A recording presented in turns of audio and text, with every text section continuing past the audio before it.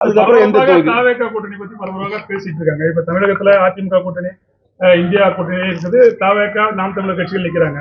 காங்கிரஸ் தலைமை தாவேகா அணியை மிகவும் பலவீனமா நினைக்குதா? இல்ல அப்படியே நான் நினைக்கல. விஜய் ஒரு பாப்புலர் மூவி ஸ்டார்ன்றதை முழுமையா ஏத்துக்கிறேன். அவருக்குன்னு ஒரு ஒரு ரசிகர் கூட்டம் இருக்குன்றதையும் ஏத்துக்கிறேன். அந்த ரசிகர் கூட்டம் ஒரு ஆதரவு கூட்டமா மாறுறதுக்கு வாய்ப்பு இருக்கு. அந்த ஆதரவு கூட்டம் ஒரு வாக்காக மாறுறதுக்கு வாய்ப்பு இருக்கு. ஆனா அந்த வாக்கு சீட்டா மாறுமான்னு கேட்டீங்கன்னா எனக்கு அதுல ஒரு கேள்விக்குறி இருக்குன்னு சொல்றேன்.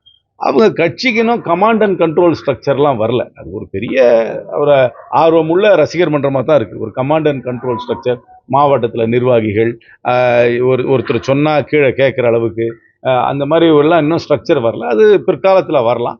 ஆனால் அவங்களுக்கு கணிசமான வாக்கு வரும்ன்றதுல எனக்கு எந்த விதமான சந்தேகமும் கிடையாது. நகர்ப்புறத்தில் கொஞ்சம் கணிசமாக வரும், கிராமப்புறத்தில் கொஞ்சம் கம்மியாக வரும். ஆனால் இந்த வாக்கு வங்கியை வச்சு மட்டுமே இந்த வாக்கு வங்கி வாக்காக உறுதியான வாக்காக மாறி அது சீட்டாக மாறுமான்னு கேட்டா எனக்கு அதுல ஒரு கேள்விக்குறி இருக்குதான் சொல்லுவேன். ஒரு மிகப்பெரிய தேசிய கட்சி தாவேகாவோட கூட்டணி அமையும் போது வெற்றியை இல்ல அப்படி நாங்க சொல்லவே இல்லையே. நாங்க தான் திருப்பி நான் சொல்றதுக்கு முன்னாடி சொன்னேன். நாங்க இந்தியா கூட்டணி நாங்க தலைமை தாங்குறோம். திராவிட முன்னேற்ற கழகம் இந்தியா கூட்டணியில் இருக்கு. தமிழ்நாட்டில் திராவிட முன்னேற்ற கழகம் இந்தியா கூட்டணிக்கு தலைமை தாங்குது. அந்த கூட்டணியில் இருக்குன்னு சொல்றதுனால அதுல வேற எந்த ஸ்பெகுலேஷனுக்கும் இடம் கிடையாது. இந்த தேர்தலை பொறுத்த வரைக்கும் உங்களுக்கு அனுப்பக்கூடிய தாவேகா எத்தனாவது இடம் பிடிக்கணும்? இது என்ன ஒலிம்பிக்ஸ்ல இல்ல, gold medal, silver medal, bronze medal கொடுக்கறதுக்கெல்லாம் வழி கிடையாது.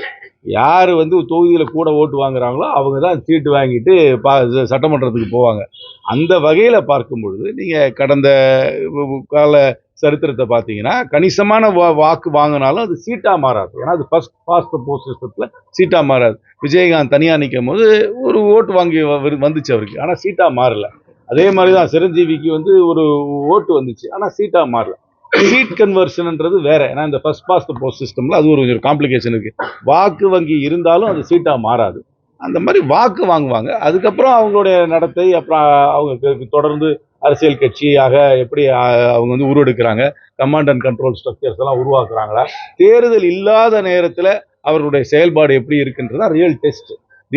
ஒரு அரசியல் கட்சிக்கு எலெக்ஷன் மட்டும் டெஸ்டே கிடையாது. இன்ஃபேக்ட் தேர்தல் இல்லாத நேரத்தில் அந்த அரசியல் கட்சி எப்படி செயல்படுதுதான் ரியல் டெஸ்ட். அது போக தான் சொல்ல முடியும்.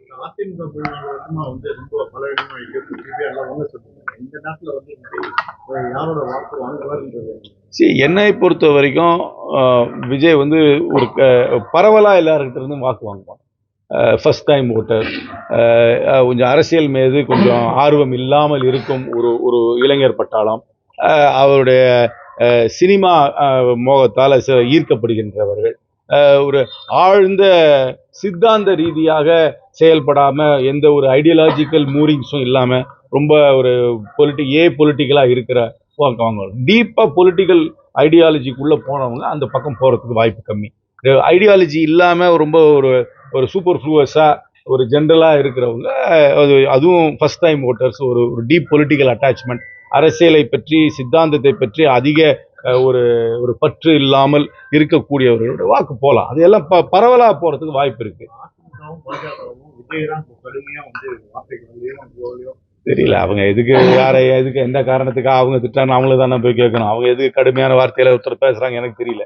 பேசுவாங்க. அவங்க ஒரு அணி அமைச்சிருக்காங்க. அந்த அணியை நான் குறைச்சி மதிப்பிடலை. அதிமுக ஒரு பெரிய கட்சி, ரெட்டலைன்றது ஒரு பவர்ஃபுல் சிம்பிள். அதை நான் குறைச்சி மதிப்பிடவே மாட்டேன். அதுக்கப்புறம் அவங்க பாமக கூட கூட்டணி வச்சிருக்காங்க, பாஜகவுக்கு வச்சிருக்காங்க. பாஜகவுக்கு பெரிய வாக்கு வங்கி இல்லாட்டி அது ஒரு தேசிய கட்சி, அதுக்குன்னு ஒரு சின்ன வாக்கு வங்கி இருக்கு. அது பாஜக சேர்றதுனால ஒரு டிஸ்அட்வான்டேஜ் இருக்கு. வாடிக்கையாக வாக்களிக்கிற சிலர் பாஜக கூட்டணியில் இருக்கிறதுனால அந்த கூட்டணிக்கு வாக்களிக்காம போகலாம். புதிதாக 2-3 கட்சியெல்லாம் சேர்க்கலாம். அவங்க கட்சியில இருந்து பிரிஞ்சு போன 2-3 அணிகளை சேர்த்திருக்காங்க. அதனால நான் அதிமுகவையும் நான் குறைச்சி மதிப்பிடவே இல்லை. இந்த தேர்தல் என்னை பொறுத்த வரைக்கும் ஒரு ஒரு ஒரு போட்டியான தேர்தல் தான் இருக்கும். ஆனால் இந்தியா கூட்டணி, ஒற்றுமையான இந்தியா கூட்டணி வெற்றி பெறும் என்றுதான் நான் நம்புகிறேன். விஜயோட அந்த தாவேகா கணிசமா வாக்கு வாங்குவான்னு சொல்றீங்க, அது உங்க அணியை பாதிக்குமா? அதிமுக தொகுதிக்கு தொகுதி ஒரு வாக்குன்றது வெறும் கட்சிக்கு மட்டும் இல்லை, அங்க வேட்பாளரை யாரா போடுறாங்கன்றதும் கன்சிடர் பண்ணி தான் போறோம். அந்த தாவேகாவுக்கு வாக்காளர் வேட்பாளர்கள் 234 தொகுதியிலும் லோக்கல் ஏரியாவில் அவர்களுக்கு என்று ஒரு பிராண்ட் ஈக்விட்டி, அவர்களுக்கு என்று ஒரு சோசியல் கனெக்டோட வேட்பாளர்களை போட முடியுமா என்பது ஒரு சந்தேகம்.